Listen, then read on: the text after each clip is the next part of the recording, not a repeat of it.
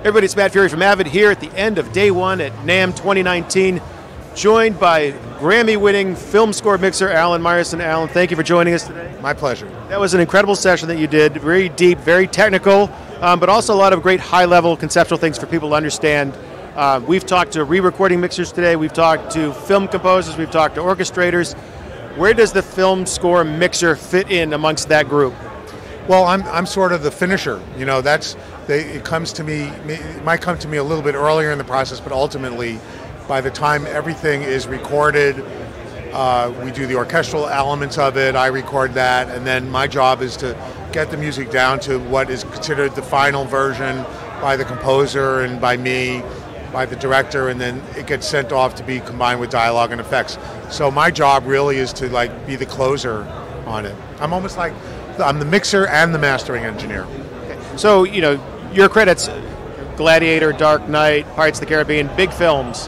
Have you ever worked on smaller movies? And if you have, how is your approach different from something that's more like an indie project versus these giant, big blockbuster movies? Well, one of my favorite projects this year was Green Book, which was exactly that. It was this tiny little movie.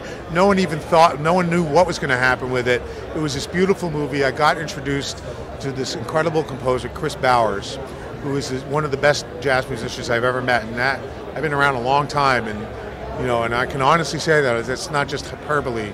That's just, he is really, literally one of the best jazz musicians I've ever met. It was a beautiful score. We recorded the score in 2 days and mixed it in 2 days, and we had time left over. So that tells you something. It's a completely different approach because you don't obviously have the budget. You don't have the budget for the players. You can't throw things at it. You have to be very austere with it and treat it very carefully. So we did that, and it really, for anyone that wants a great, movie to see, go see Green Book, and take notice of the music because it's a music movie. So it's really interesting that you brought up a jazz musician, because as I was watching your presentation, you were talking about how you have to balance your music amongst things that are happening in dialogue and the other tracks. And it really struck me, it's like you really need to know when to lay back and when to lean in. And I often wonder, as somebody that's managing that part of the process, you sort of want to take that solo in a way. You want to sort of you might want to lean in a little bit and say, hey, I want people to hear what I'm doing here, when really what the best serves the movie is laying back. That's right, and you have to be very, very careful. And I'm sort of a bad jazz musician, but that still has the words jazz musician in it.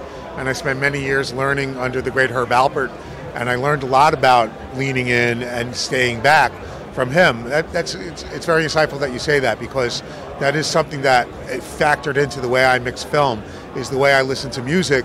I listen to jazz and that sense of a solo. So you have to do that. You have to service the film. Film music is all about storytelling. It's not about music until you get to the soundtrack album, which is a different element, and still that's about storytelling. The important thing that you need to get from the film music is it moves the story along. It helps you, it taps you gently on the knee and helps you understand what the emotion is at the moment.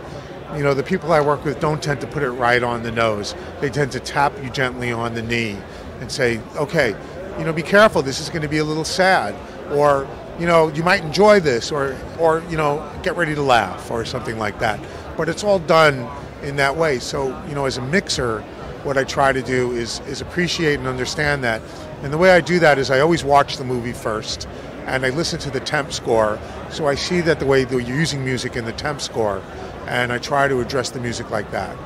So obviously the creative component and your own artistic sensibilities are core to everything that you do, but something that comes up throughout the different stages of production, whether you're the re-recording mixer, you're the editor, you're the sound designer, and so on, is the organization. How critical it is to organize what can be such a massive project.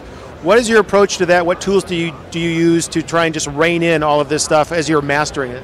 Well, first of all, my sessions tend to be, depending on if it's a large movie, very, very large. We've had sessions on some Chris Nolan movies, 2,000 or 3,000 tracks, and they're coming down to, a smaller movie, not so much, but you can average 300 to 400 tracks a piece of music. So I tend to use my console environment, my Avid S6, to do that. I build layouts where I can really just think in a micro sense. I start macro. I start looking at the balance of the orchestra, and then once I have a balance that I like, then I treat it as a single unit until I need to go in to the weeds of it. And even going into the weeds of it, I can think of the basses as the basses, not the bass mic and stuff like that. So using the architecture of the console and layouts and spill zones and VCA masters enables me to do that. So I spent quite a bit of time setting that up, because I know that if I put the time in at first, it's going to enable me to not think about those things later. So that I think about, like caveman think, orchestra, percussion, solo, synth. And that if I want to think synth, I just hit a button literally that says synth and spills out all of my synths. So in a way, in 2019, it's easier than ever to not worry about that technology or not feel overwhelmed by the size of things, as long as you put the time into preparation. I mean, clearly you've mastered your craft. It was a great session. It was packed. A lot of questions for you. Can't thank you enough for doing it, and hopefully you enjoyed it too. Loved it. Thank you very much, Avid, for your great products and your great support, and I'll see you soon. Thank you. So again, you want to see killer sessions like the ones Alan did, you got to download that Avid Link app. You can watch it live. It's streaming all day long here from NAMM 2019, so stick with us.